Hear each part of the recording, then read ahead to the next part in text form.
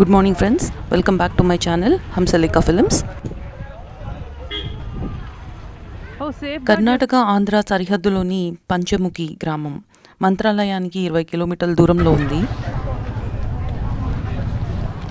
హైదరాబాద్ నుంచి మనం Mantralayam via Gadwal, Mahabubnagar మీదుగా వచ్చినప్పుడు మొదటిగా మనకు వచ్చేది పంచముఖి, బిచ్చలి గ్రామాలు. ఈ రెండు దాటిన తర్వాతనే మంత్రాలయం వస్తుంది.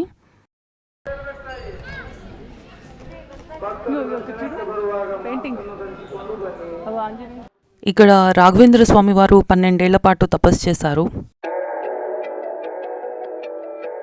రాఘవేంద్ర స్వామి వారి తపస్సుకు మెచ్చి చిన్న కొండపైన ఈ గుడిలో గరుడ, నరసింహస్వామి, హయగ్రీవ, వరాహ, హనుమాన్ ముఖాలతో పంచముఖిగా ఆంజనేయ స్వామి వారు రాఘవేంద్ర స్వామి వారికి దర్శనమిచ్చారు.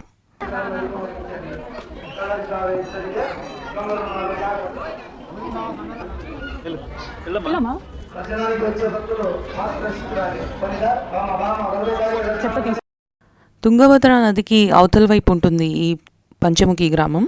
రాఘవేంద్ర స్వామి వారు మంత్రాలయంలో స్థిరపడటానికి ముందు 12 సంవత్సరాల పాటు ఇక్కడ తపస్సు చేశారు.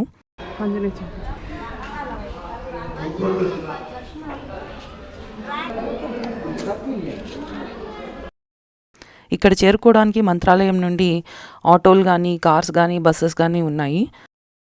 ఈ గుడి ఉదయం 6 గంటల నుండి మధ్యాహ్నం 1 గంట వరకు, మధ్యాహ్నం 3 గంటల నుండి రాత్రి 8 గంటల వరకు తెరిచి ఉంటుంది.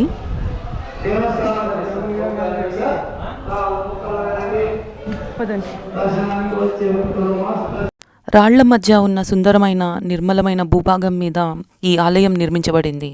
ఈ కొండపైకి చేరాలంటే 50 మెట్ల వరకు ఎక్కాల్సి ఉంటుంది. కొండ గుహలో భారీ శిల మీద స్వీయ అవతారం అని నమ్ముతూ ఉంటారు.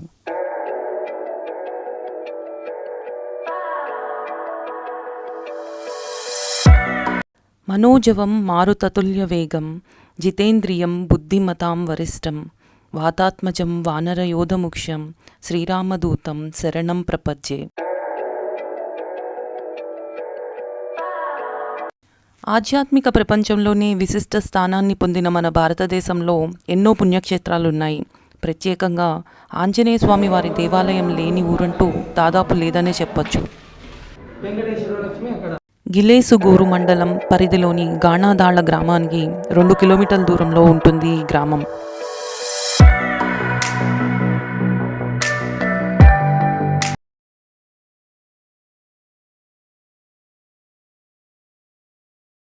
ఈ క్షేత్రానికి దగ్గరలోని రాజోలి బండ ఎడమ కాలువ ఏడాదిలో 11 నెలల పాటు నీటిలో నిండి ఉంటుంది. దక్షిణాన గల చేదోడు బావిలో నీరు ఎల్లప్పుడూ సమృద్ధిగా ఉంటాయి.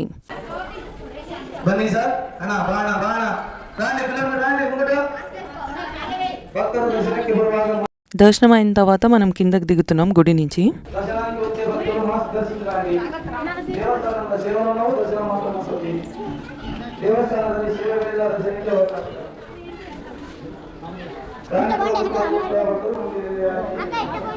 పోతాం 16వ శతాబ్దంలో శ్రీ రాఘవేంద్ర స్వామి వారు ఈ క్షేత్రంలో 12 సంవత్సరంలో తపస్సు చేసినట్లు శిలాఫలకం మీద వ్రాయబడి ఉంటుంది.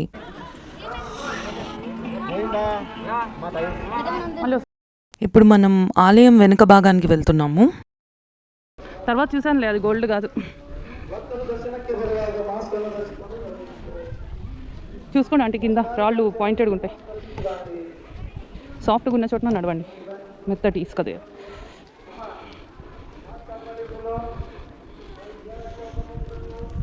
ఇగో అది రాసాడు చూడు అక్కడ పైన వెహికల్, అది ఫామ్ అయిందంట న్యాచురల్గా.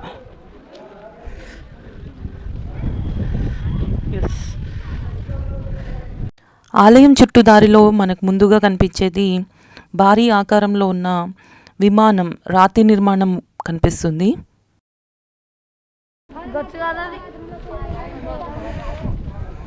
ఇవన్నీ సహజ ఆకృతిలో ఉన్న రాళ్ళు మనం చూడొచ్చు.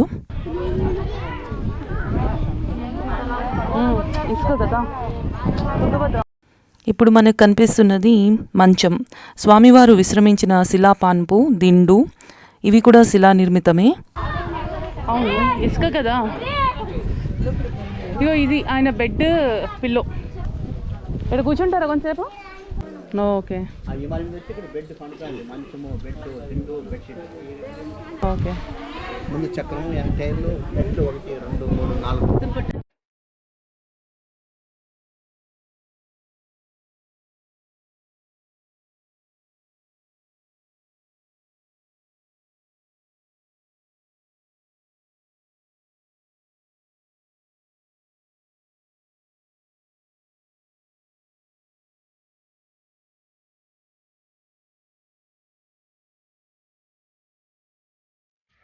ఇక్కడి నుంచి ఇప్పుడు గ్రామ దేవత క్షేత్రపాలకురాలైన ఎరకలమ్మ దేవిని చూడ్డానికి వెళ్తున్నాం.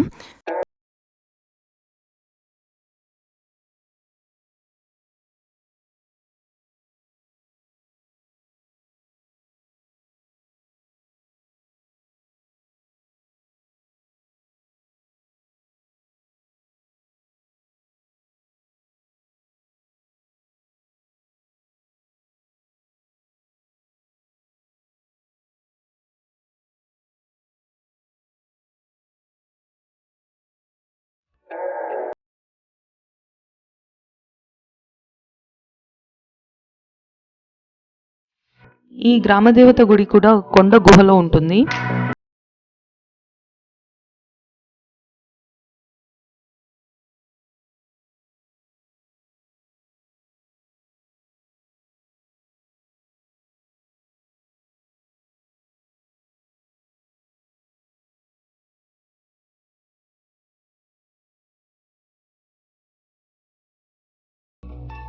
ఇక్కడ దర్శనం అయిపోయిన తర్వాత కొంతసేపు ఇక్కడ విశ్రాంతి తీసుకుని హైదరాబాద్ బయలుదేరుతాం.